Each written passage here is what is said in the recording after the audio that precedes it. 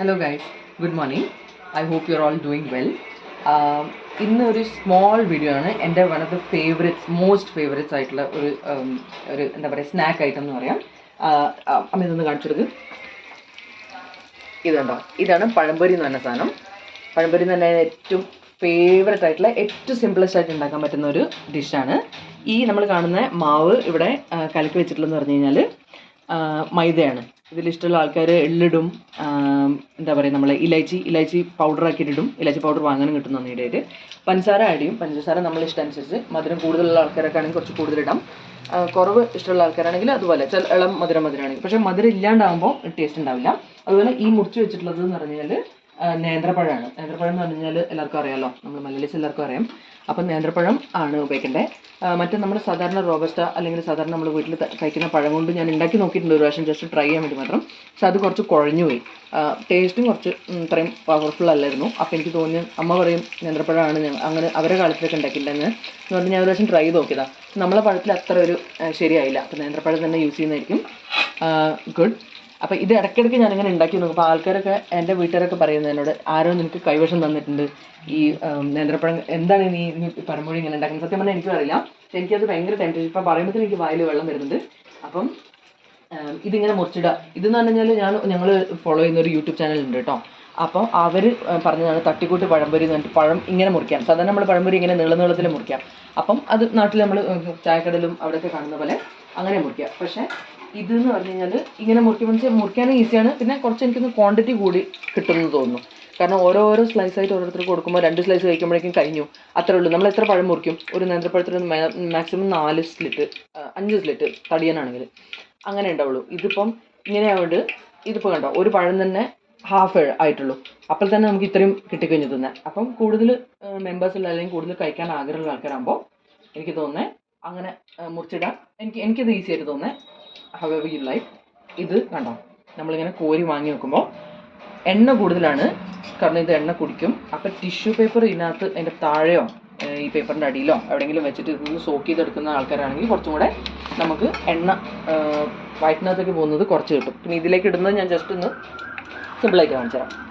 കാണാൻ മാത്രമൊന്നുമില്ല, പക്ഷെ എന്നാലും എനിക്ക് ഇഷ്ടപ്പെട്ട സാധനം ഞാൻ എന്തായാലും ഉണ്ടാക്കുന്നുണ്ട്. അപ്പം ഞാൻ വിചാരിച്ചു ഒരു വീഡിയോ എടുത്താൽ ഏതെങ്കിലും ഇഷ്ടമുള്ള ആൾക്കാർ എങ്ങനെ ഉണ്ടാക്കണം എന്ന് അറിയാത്തവരുണ്ടെങ്കിൽ, ബിഗിനേഴ്സ്, അധികം കുക്കിംഗ് അറിയാത്ത ആൾക്കാരുണ്ടെങ്കിൽ അവർക്ക് ഒരു ഈസി സംഭവമായിരിക്കുന്നുള്ളത്. ഇതിങ്ങനെ കലക്കുക. ഇത് അഗൈൻ മൈദ, ഞാൻ ഉപയോഗിച്ചിട്ടുള്ള മൈദ, പഞ്ചസാര ആൻഡ് എന്താണ് ഇത്തിരി മഞ്ഞൾപ്പൊടി, ജസ്റ്റ് ഫോർ കളർ. എണ്ണ ചൂടാക്കി വെക്കുക. വെളിച്ചെണ്ണ അല്ല ഉപയോഗിക്കുന്നത്, ഞാൻ ഉപയോഗിച്ചിട്ടുള്ളത്. വെളിച്ചെണ്ണ ഉപയോഗിക്കാൻ തോന്നുന്നു. വെളിച്ചെണ്ണ ഉപയോഗിക്കല്ലേ? വെളിച്ചെണ്ണയാണ് ഉപയോഗിക്കേണ്ടത്. ഓക്കെ, നാട്ടിലൊക്കെ ആകുമ്പോൾ വെളിച്ചെണ്ണയാണ്. ഇപ്പോൾ നമുക്ക് ഇപ്പോൾ ഞങ്ങൾ പൂനെയുള്ള സമയത്ത് വെളിച്ചെണ്ണ അങ്ങനെ കുറേ വാങ്ങി വേസ്റ്റായി പോകണ്ട എന്നുള്ളതുകൊണ്ട് മാത്രം വെളിച്ചെണ്ണ കുറേ സ്മെൽ അല്ലെങ്കിൽ കുറച്ച് ടേസ്റ്റിന് വേണമെങ്കിൽ കുറച്ച് ഇതിൻ്റെ കൂടെ വയ്ക്കാം. പക്ഷേ ഇതിപ്പോൾ ഞാൻ യൂസ് ചെയ്തിട്ടുള്ള നമ്മൾ സാധാരണ റീഫൈൻഡ് ഓയിലാണ് കുക്കിങ്ങൊക്കെ ചെയ്യുന്നത്. ഉണ്ടോ, ഇതിൽ കുറേ ഇടാനുള്ള സ്പേസ് ഉണ്ടാവും. ഇങ്ങനെ നമ്മൾ അങ്ങനെ ഇതിപ്പം ഇങ്ങനെ വേവുന്ന സമയത്ത് കാണുന്നുണ്ടെന്നറിയില്ല, എന്നാലും ഇത് കുറച്ച് വെക്കുകയാണെങ്കിൽ കാണാം. കണ്ടോ, കുറേ ഇടാനുള്ള സ്പേസ് കിട്ടും നമ്മൾ കുഞ്ഞായിട്ട് മുറിക്കുകയാണെങ്കിൽ. ഉണ്ടായ സംഭവം ഇങ്ങനെ ഉണ്ട്. ഇത് കണ്ടോ, കാണുമ്പോൾ നല്ല, ഇതിന് ബനാന ഫ്രിട്ടേഴ്സ് എന്ന് പറയും ഇംഗ്ലീഷിൽ. നല്ല ചൂടുണ്ട്, നല്ല ചൂടുണ്ട്. ഇത് കഴിക്കാനാണെന്ന് തോന്നില്ല. ഇപ്പം എനിക്ക് തണുത്തിട്ട് കഴിക്കുന്നത് ഇഷ്ടമാണ്. അതുകൊണ്ട് അമ്മേനെ നമുക്ക് വേണമെങ്കിൽ ടെസ്റ്റ് ചെയ്ത് നോക്കാം. ചൂടുണ്ടമ്മേ, കഴിക്കാനാവോ? ട്രൈ ചെയ്യാം. നല്ല ചൂടുണ്ടേ, സൂക്ഷിക്കണം, കവള് വെന്തുകൊണ്ട്.